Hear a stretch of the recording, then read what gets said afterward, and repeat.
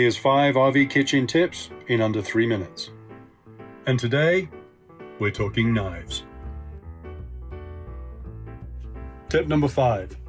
The best knife is a comfortable knife. There's a ton of advice out there on all the knives you can buy. It's all good stuff to a point. If you're going to buy a knife, I say buy for comfort. My advice is get a knife you can afford that's really comfortable to hold. A reasonably priced knife that's comfortable is better than an expensive knife that makes your hand hurt and that you can't control. Tip number 4. Hold the knife by the blade, not by the handle.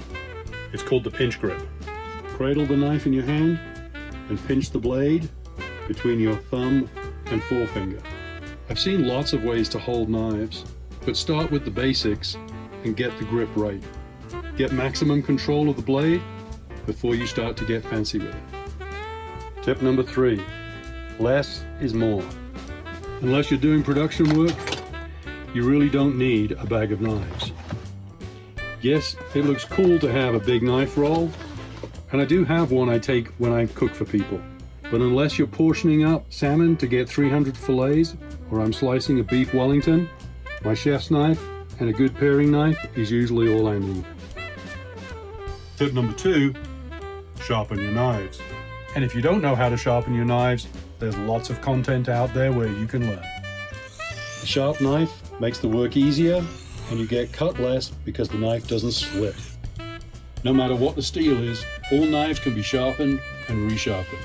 And yes, I know people will disagree with me and say steel matters a lot, but I've cooked with $10 knives and $700 knives, and I know the difference when it comes to keeping an edge. Almost every time I've cut myself, it's because I borrowed a knife and it was dull. And tip number 1, buy knife guards. If you take time to sharpen your knives, you want them to stay sharp.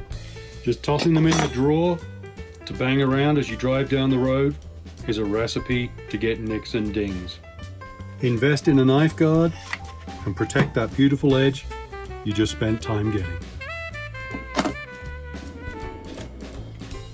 Your knife is one of the 3 most important things in the kitchen besides you. The other 2 is a pot and food, and we'll talk about those later. Buy for comfort, learn how to hold it, keep it sharp, and treat it with respect. A good knife will last you a lifetime and feed thousands of people.